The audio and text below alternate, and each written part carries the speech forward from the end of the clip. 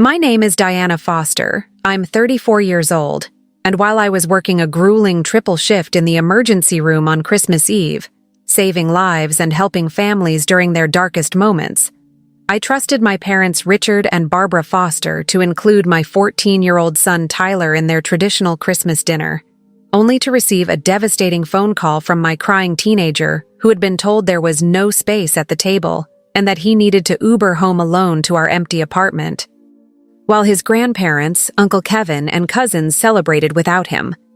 What my family didn't know was that their cruel rejection of my son on the most important family day of the year would cost them access to both of us forever, because a mother who allows her child to be humiliated by relatives who should love him isn't keeping the peace. She's teaching her child he's not worth defending, and I was about to show them exactly what they'd lost when they chose cruelty over compassion. The emergency room shifts that had defined my career as a registered nurse for the past 12 years were never easy, but working on Christmas Eve carried an emotional weight that was both professionally challenging and personally meaningful, as I helped families navigate medical crises, while my own family was supposed to be creating warm memories with my son during the holiday I had to miss due to my commitment to patient care.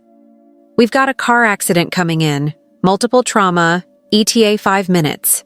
My charge nurse announced over the hospital intercom system that would keep me focused on saving lives while missing another Christmas celebration with Tyler, who was supposed to be enjoying his grandparents' traditional holiday dinner and spending time with his cousins.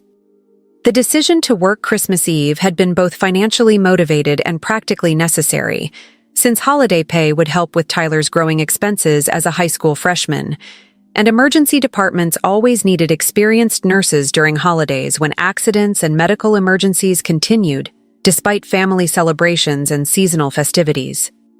"Mom, are you sure it's okay that I'm going to Grandma and Grandpa's without you?" Tyler had asked that morning as I prepared for my shift, showing the kind of considerate concern that made me proud of the young man he was becoming, despite the challenges we had faced together as a single-parent family. "Tyler, you're 14 years old, and spending Christmas Eve with family is exactly what you should be doing," I had replied with confidence about my parents' ability to include Tyler in their celebration and make him feel loved and welcome during the holiday gathering I would be missing due to my professional responsibilities. "Besides," I had continued while reviewing my emergency contact information to ensure Tyler could reach me if needed, "Grandma has been talking about her Christmas Eve dinner for weeks, and Uncle Kevin's kids are excited to see you. You'll have much more fun with family than sitting around here waiting for me to get home from work."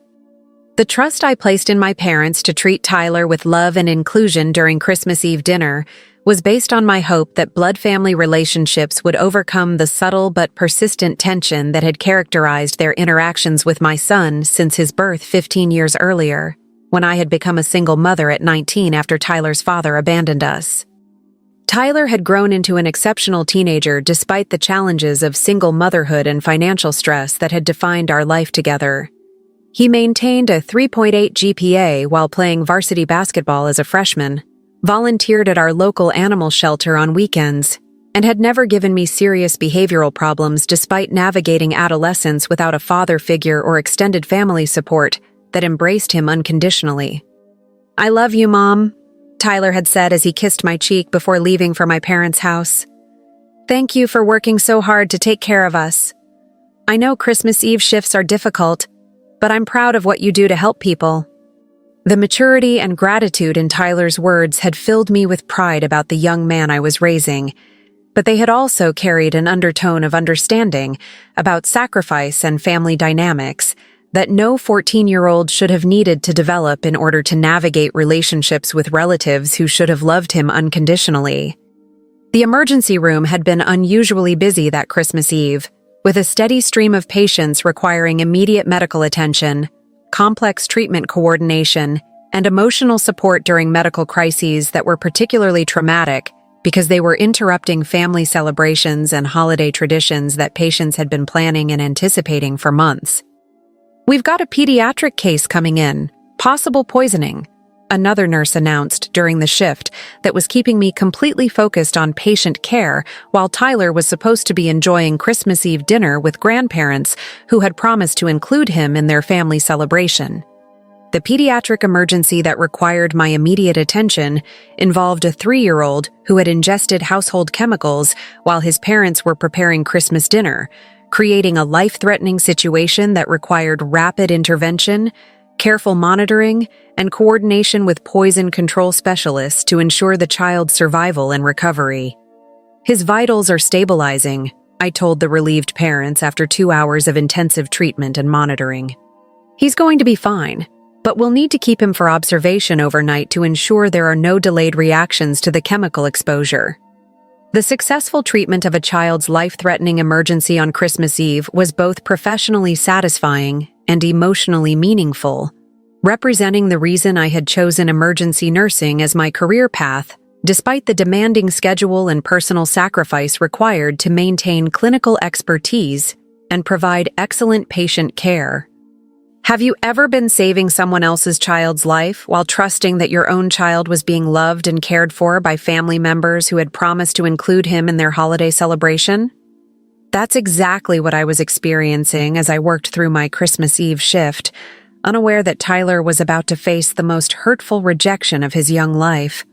The phone call that would shatter my trust in my family's capacity for basic human decency came at 8:47 p.m., when Tyler's name appeared on my phone screen during what should have been the height of Christmas Eve dinner celebration at my parents' house, where he was supposed to be enjoying traditional holiday foods and family bonding with relatives who claimed to love him. "Mom?" Tyler's voice was shaking with tears and devastation that was immediately obvious even through the phone connection. "Can you come get me? I'm at home and I need you." The combination of Tyler calling me instead of enjoying family dinner, his obvious emotional distress, and his statement that he was at home instead of at my parents' house created immediate alarm and confusion about what had gone wrong with the Christmas Eve plan we had carefully arranged and confirmed. "Tyler, what happened?" I asked, while stepping into a private area where I could focus entirely on understanding why my son was crying and alone, instead of celebrating Christmas Eve with the extended family who had promised to include him in their holiday traditions. "They said there was no space for me at dinner," Tyler replied with the kind of heartbroken disappointment that comes from being rejected by people who are supposed to love you unconditionally. "Grandpa and Grandma said the table was full, and Uncle Kevin said I should just go home and wait for you to get back from work." The casual cruelty of telling a 14-year-old child that there was no space for him at a family Christmas dinner was both shocking and revealing about my family's true feelings toward Tyler, despite years of polite inclusion that I had mistaken for genuine acceptance and love. "What do you mean there was no space?" I asked, trying to understand the logistics of a rejection that seemed both planned and deliberately hurtful. "We confirmed your attendance weeks ago, and Grandma specifically said she was looking forward to having you for Christmas Eve dinner. When I got there, the table was set for Uncle Kevin's family and Grandpa and Grandma," Tyler explained, with the kind of precise recollection that suggested he had been analyzing every detail of his humiliation. "There wasn't a place setting for me, and when I asked where I should sit, they all looked at each other like they had forgotten I was coming." The revelation that Tyler's exclusion from Christmas Eve dinner had been deliberate enough to exclude him from table settings while maintaining the pretense that his attendance had been expected was both cruel and calculated, suggesting that my family had planned his rejection while allowing me to believe he would be welcomed and included.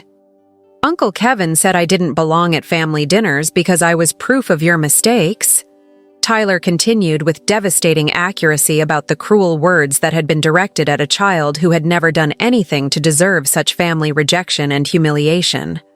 The characterization of Tyler as proof of my mistakes, rather than recognizing him as my son and their grandson, was both personally devastating and revealing about how my family viewed single motherhood and children born outside of marriage, even when those children were exceptional young people who deserved love and acceptance. "Did Grandpa and Grandma defend you?" I asked, hoping that my parents had intervened to correct Kevin's cruel characterization of Tyler and insist on his inclusion in the family celebration that he had been looking forward to for weeks. "They didn't say anything," Tyler replied, with the kind of defeated tone that comes from understanding that people who should protect you have chosen to remain silent while you're being humiliated. They just looked uncomfortable and started serving dinner to Uncle Kevin's family while I stood in the kitchen not knowing what to do.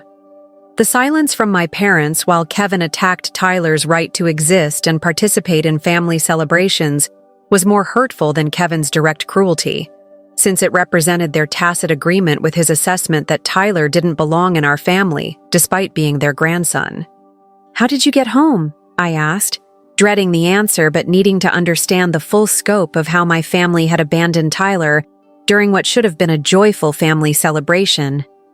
"I called an Uber," Tyler said with the kind of mature problem-solving that demonstrated his resilience, but also revealed how alone he had been in navigating a situation that no child should have faced without adult support and advocacy.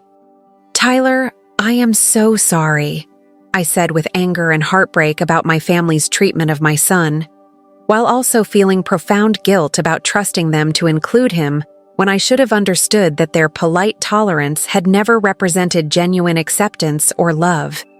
Have you ever realized that your child was braver and more mature than the adults who should have been protecting him, while you were working to help other families during your own family's moment of crisis? That's exactly what I was experiencing as I understood that Tyler had handled his rejection with more grace than the relatives who had rejected him. "Mom, do they not want me to be part of our family?" Tyler asked with the kind of heartbreaking directness that comes from a teenager trying to understand why relatives who claim to love him had chosen to exclude him from the most important family gathering of the year. "Tyler, their behavior has nothing to do with your worth or your place in our family," I replied with fierce protective love for my son, while also beginning to understand that my family's rejection of Tyler was actually a gift that would free us from relationships that had never been healthy or supportive. "I love you, and I'm proud of you, and anyone who doesn't recognize how incredible you are doesn't deserve to be part of your life," I continued with growing clarity about the consequences that my family would face for their treatment of my son during his vulnerable moment.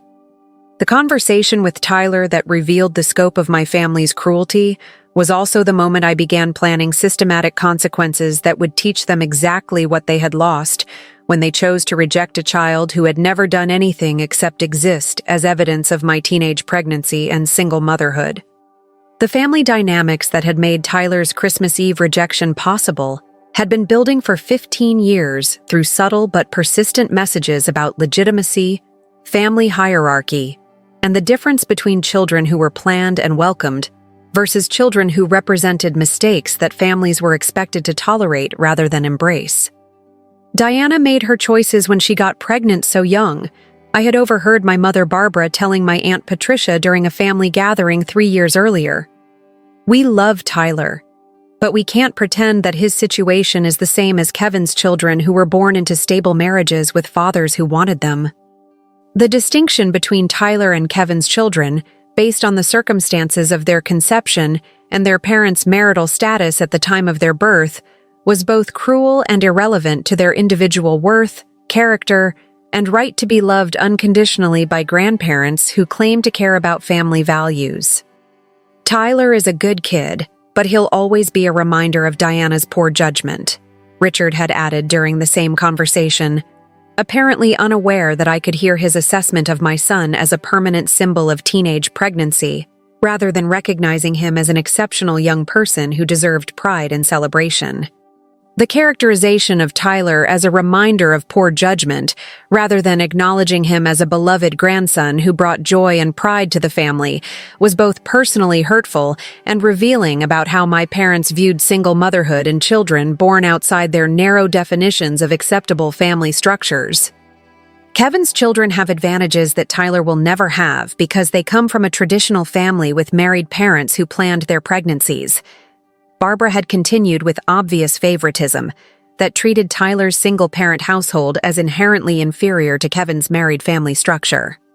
The assumption that Kevin's traditional family structure automatically provided advantages that Tyler lacked ignored the reality that single-parent families could provide love, stability, and opportunities that equaled or exceeded what traditional families offered.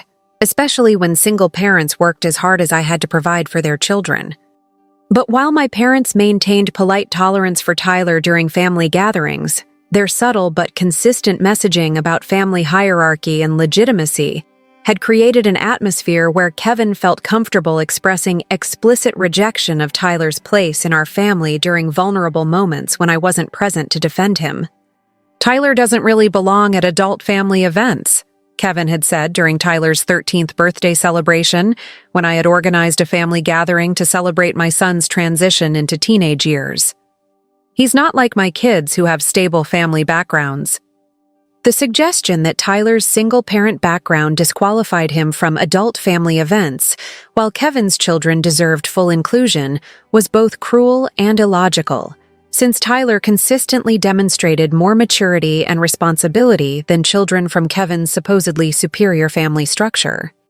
"Diana spoils Tyler because she feels guilty about his situation," Kevin had continued with amateur psychology about my parenting choices, apparently unaware that my focus on Tyler's achievements and character development was motivated by love and pride rather than guilt about single motherhood. "Tyler needs to understand that he can't expect the same level of family support and inclusion as children who come from legitimate family situations," Richard had added with explicit statement about Tyler's second-class status in family hierarchy that was based entirely on circumstances beyond his control. The direct statement that Tyler should expect less family support and inclusion because of his parents' marital status was both cruel and contrary to basic principles of treating family members equally regardless of the circumstances that brought them into the family. But while my family maintained these attitudes about Tyler's inferior family status, I had been working double shifts and extra hours to ensure that Tyler never felt financially disadvantaged compared to Kevin's children, and that his single-parent background never limited his opportunities for education, activities, or experiences that would help him develop his potential. "Tyler is on the honor roll again," I would announce during family gatherings, hoping that academic achievement would earn respect and recognition from relatives who seemed to focus more on family structure than individual accomplishment. "Tyler made varsity basketball as a freshman," I would add, when sharing updates about my son's athletic achievements that demonstrated his talent and dedication, despite lacking a father figure who could provide sports mentorship and support. "Tyler volunteers at the animal shelter every weekend," I would continue with pride about my son's community service and compassion for vulnerable animals, hoping that character development would overcome my family's prejudices about single-parent households and children born outside marriage. But no matter how many achievements Tyler accumulated or how exceptional his character development became, my family's fundamental assessment of his inferior status remained unchanged, creating the foundation for Christmas Eve rejection that would reveal their true priorities and values regarding family inclusion and love. Have you ever spent years trying to prove your child's worth to people who had already decided he didn't deserve equal treatment, while working yourself to exhaustion to ensure he never felt the limitation of their narrow-minded prejudices? That's exactly what I had been doing for 14 years before Tyler's Christmas Eve rejection finally revealed the futility of seeking acceptance from people who were incapable of providing it. The emergency room shift that continued after Tyler's devastating phone call required me to compartmentalize my rage and heartbreak while providing excellent patient care. But it also gave me time to process the implications of my family's rejection and plan systematic consequences that would teach them about the value of relationships they had taken for granted. "We've got a cardiac arrest coming in," my charge nurse announced during the hours when I was maintaining professional competence while internally planning my family's exclusion from future access to Tyler and me, since their treatment of my son had revealed that they didn't deserve the privilege of relationships with either of us. The cardiac emergency that required immediate intervention involved a 67-year-old grandfather who had collapsed during his family's Christmas Eve celebration, creating a life-threatening situation that required rapid CPR, defibrillation, and coordination with cardiology specialists to restore his heart rhythm and preserve his life. "His pulse is back, and his vitals are stabilizing," I told his terrified family after 30 minutes of intensive resuscitation efforts that had successfully reversed what could have been a fatal cardiac event during their holiday gathering. The successful treatment of a grandfather's cardiac emergency while his family waited in terror was both professionally meaningful and personally ironic, since I was saving someone else's grandfather, while my own parents were demonstrating that they didn't deserve the title of grandparents to Tyler. "Thank you for saving his life," the grateful family members told me as their grandfather was transferred to the cardiac care unit for ongoing monitoring and treatment. "He means everything to us, and we can't imagine our family without him." The genuine appreciation for my professional skills and the family's obvious love for their patriarch was a stark contrast to my own family's willingness to exclude Tyler from their Christmas celebration, revealing the difference between families who valued all their members and families who maintained hierarchies based on prejudice and narrow definitions of legitimacy. But while I continued providing excellent patient care during the remainder of my Christmas Eve shift, I was also making calculated decisions about consequences that would teach my family what they had lost when they chose cruelty over compassion toward a child who had never done anything except exist as evidence of my teenage pregnancy. Tyler deserves better than people who reject him during vulnerable moments, I thought as I completed patient documentation and prepared to go home to comfort my son who had spent Christmas Eve alone because relatives who claimed to love him had decided there was no space for him at their celebration. The drive home from the hospital that night was filled with both rage about my family's treatment of Tyler and clarity about the systematic exclusion I would implement to protect him from future rejection by people who had revealed their true character through their Christmas Eve cruelty. "Mom, how was your shift?" Tyler asked when I arrived home, demonstrating his characteristic concern for others despite having spent the evening processing his own rejection and disappointment about missing the family celebration he had been anticipating for weeks. "My shift was fine, but more importantly, how are you doing after tonight?" I asked, while pulling Tyler into a hug that was both comforting for him and strengthening for me as I prepared to implement consequences that would protect him from future family cruelty. "I keep thinking about what Uncle Kevin said about me not belonging," Tyler admitted with the kind of honest vulnerability that made me proud of his emotional intelligence, while also fueling my determination to shield him from relatives who didn't appreciate his exceptional character. "Tyler, people who reject you during your vulnerable moments don't deserve access during your triumphant ones," I said with clarity about the principles that would guide my decisions about family relationships going forward. "You belong wherever you choose to be, and you don't need approval from people who don't recognize your worth." The conversation with Tyler that Christmas Eve was both a moment of comfort for my rejected child and a commitment to systematic consequences that would ensure he never again experienced family rejection without immediate and permanent protection from his mother, who valued him more than maintaining relationships with people who didn't. The implementation of consequences for my family's rejection of Tyler began on Christmas morning, when I made a series of phone calls and sent text messages that would systematically remove their access to both of us while establishing new boundaries that prioritized Tyler's emotional protection over family harmony and traditional relationships. "Richard, this is Diana," I said when my father answered his phone on Christmas morning, probably expecting either an apology for Tyler's absence from dinner or a request for reconciliation that would restore family relationships without acknowledging their cruel treatment of my son. "Diana, we need to talk about what happened last night," Richard replied with the kind of defensive tone that suggested he was prepared to justify their rejection of Tyler rather than acknowledge the cruelty of excluding a child from Christmas Eve dinner. "You're right.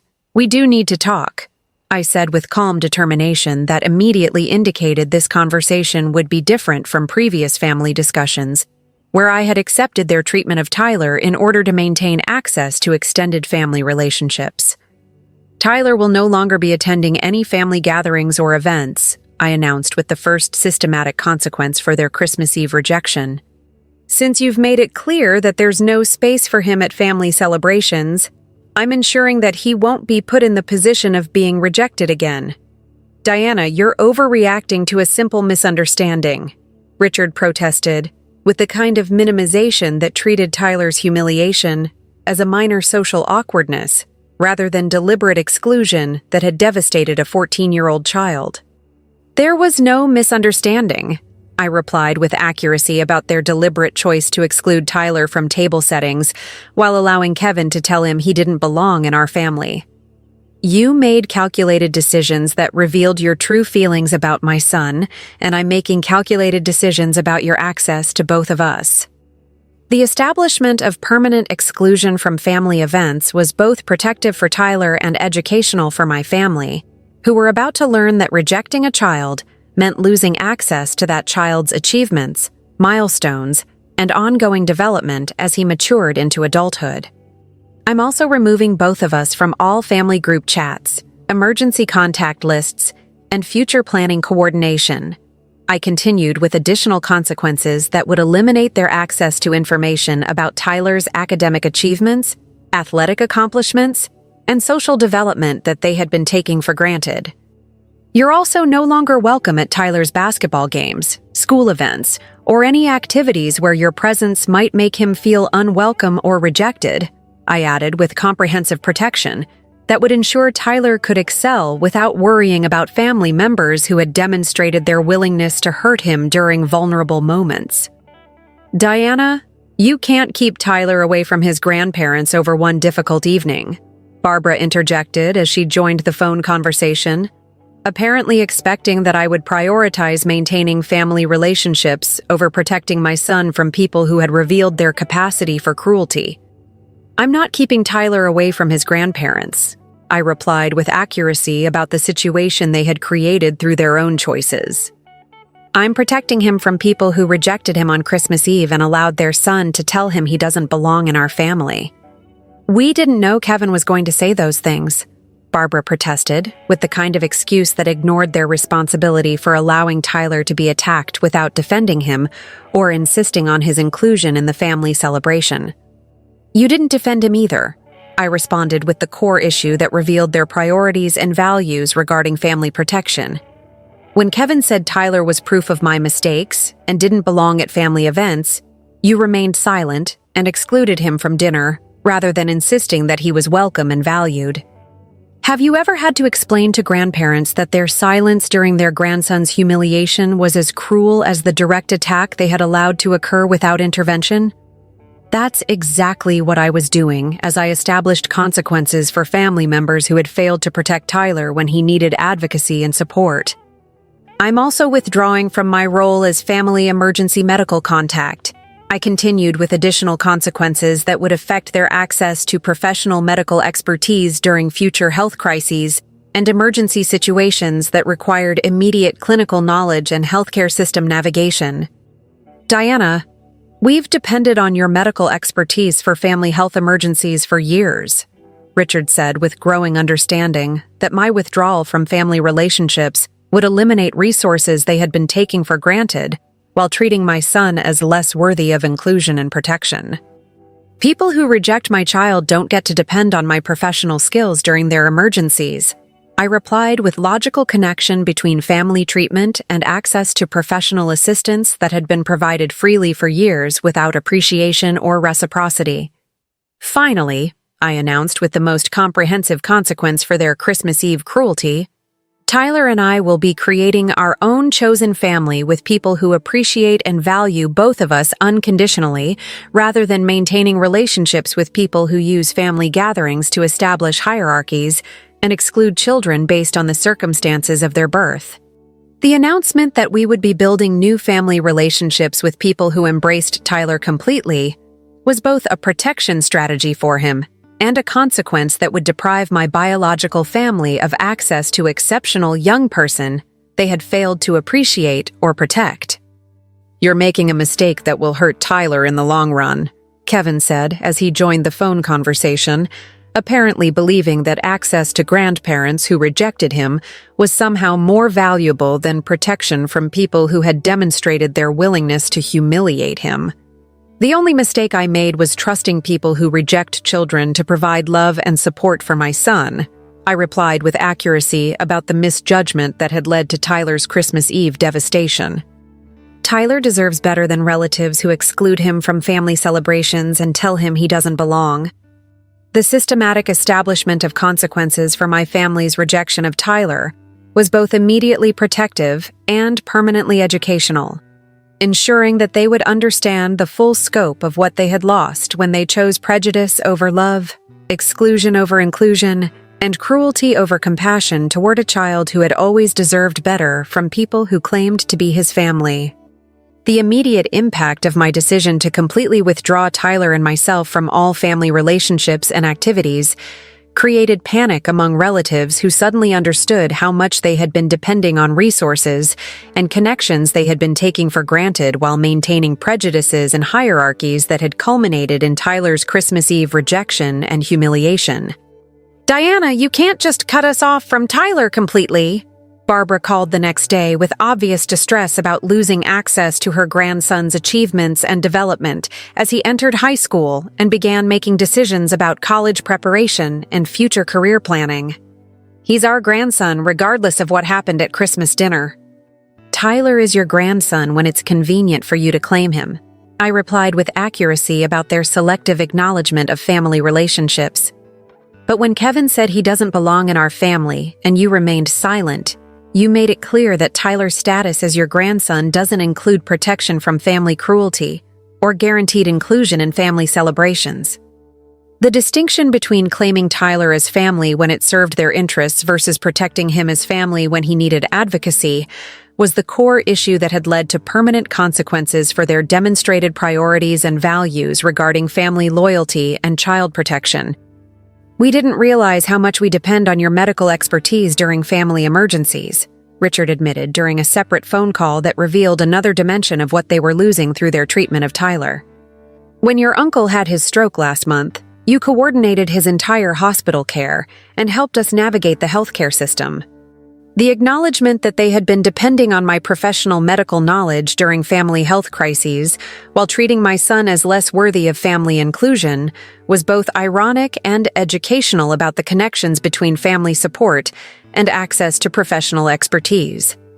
People who reject my child don't get to benefit from my professional skills," I repeated with consistency about the logical connection between family treatment and access to resources they had been taking for granted for years.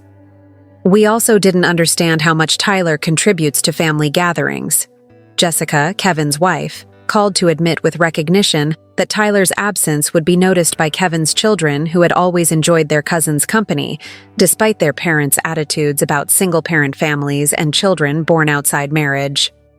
"Tyler always helps Kevin's kids with homework and includes them in activities when they feel left out," Jessica continued with appreciation for Tyler's character that was apparently clearer to children than it had been to adults who maintained prejudices about family hierarchy and legitimacy.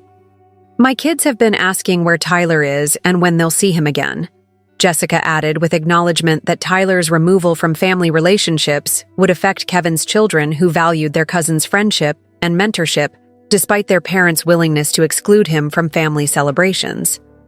The recognition that Tyler's exclusion would create losses for other family members who appreciated his character and contributions was both validating for me and educational for adults who had failed to consider the full implications of rejecting a family member who brought value to relationships beyond just his own need for inclusion and acceptance. But while extended family members were beginning to understand what they had lost through Tyler's exclusion, Kevin was maintaining his position that Tyler's rejection had been appropriate and that my consequences were overreactions to legitimate family hierarchy based on traditional values and stable family structures. Tyler needed to learn that actions have consequences, and Diana's teenage pregnancy created a situation that affects the whole family, Kevin said during a conference call where multiple family members tried to convince me to restore access and relationships that had been permanently altered by their Christmas Eve cruelty. "Kevin, Tyler didn't choose to be born," I replied with the obvious point that seemed to escape his understanding. "He's an exceptional young person who has never done anything except exist as evidence of my teenage pregnancy. And punishing him for circumstances beyond his control reveals your character, not his." The only actions that need consequences are the actions of adults who reject children during vulnerable moments. I continued with accuracy about personal responsibility and the relationship between choices and outcomes in family relationships.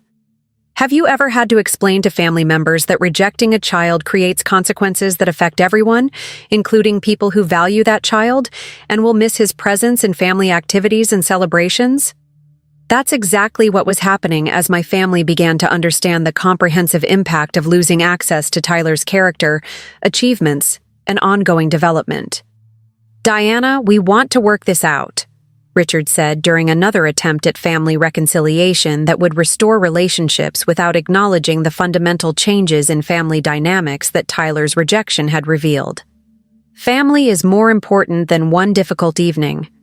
Tyler's protection is more important than maintaining relationships with people who demonstrated their willingness to hurt him," I replied with clarity about my priorities as a mother whose primary responsibility was safeguarding her child's emotional well-being rather than preserving family relationships that had proved harmful and unsafe. "If family was important to you, you would have defended Tyler when Kevin said he doesn't belong," I continued with the core issue that had led to permanent consequences.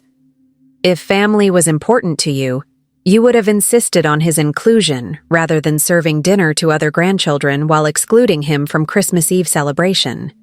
The systematic consequences that had removed Tyler and me from all family relationships were both immediately protective and permanently educational, ensuring that relatives who had chosen cruelty over compassion would understand the full scope of what they had lost when they rejected a child who deserved better than people who failed to recognize his exceptional character and contributions to family relationships.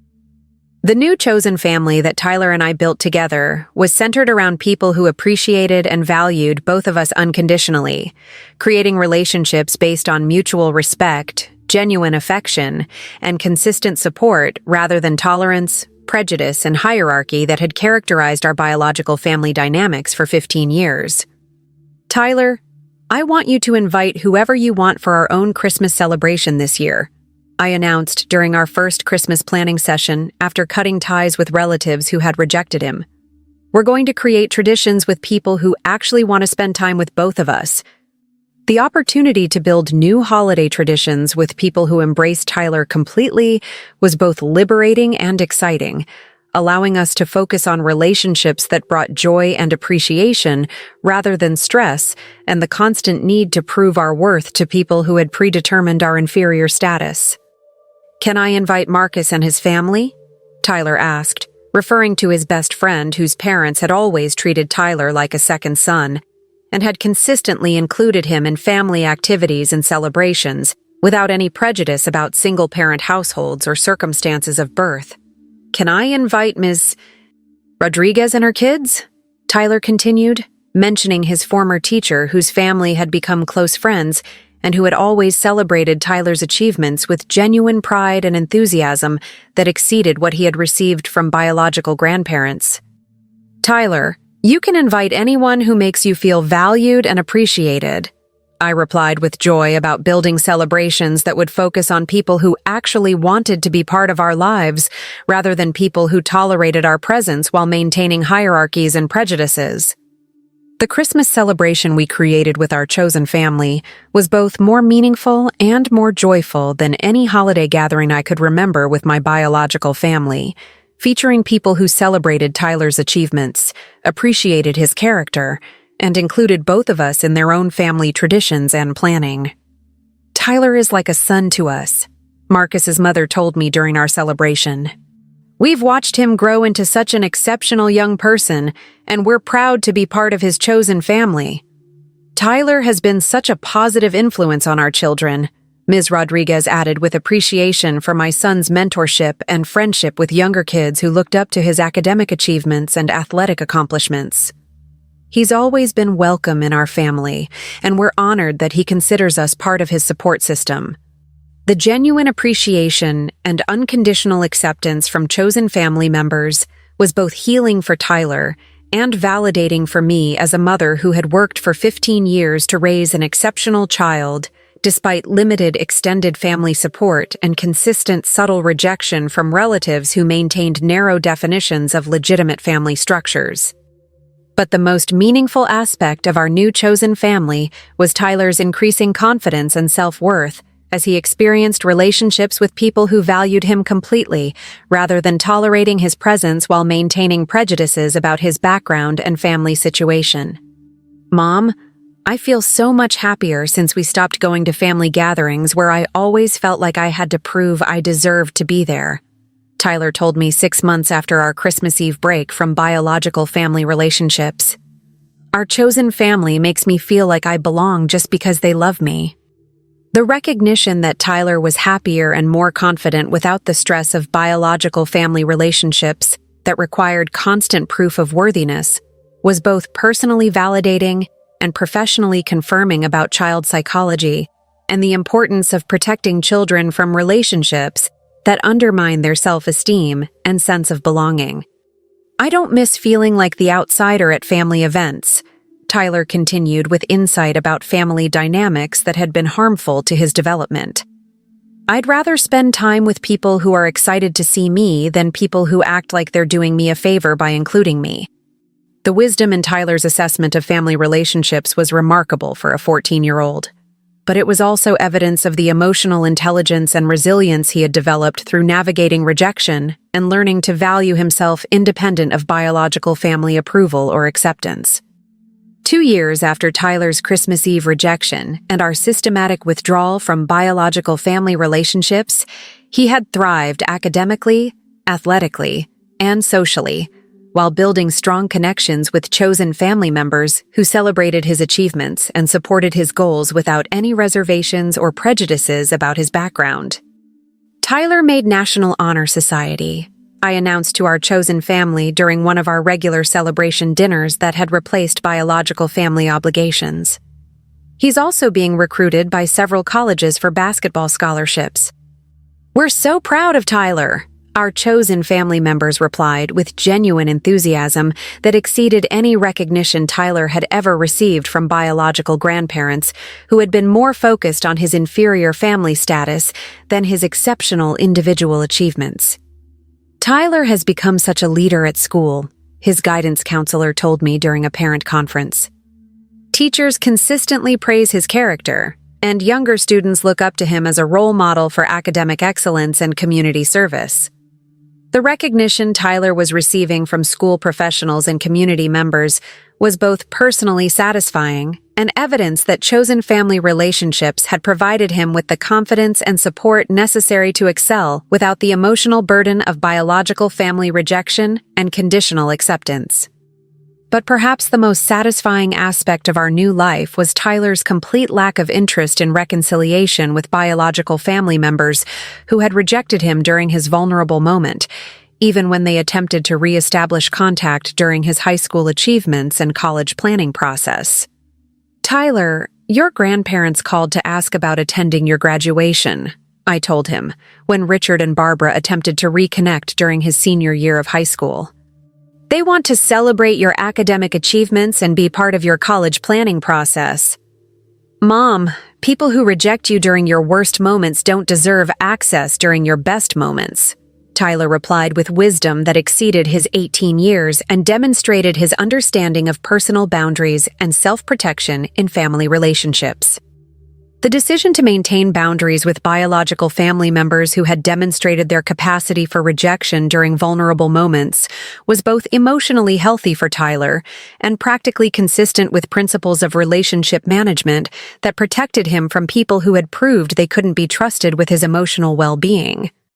"They chose to exclude me when I needed family support," Tyler continued with accuracy about their Christmas Eve rejection and its permanent impact on his willingness to include them in future achievements and celebrations.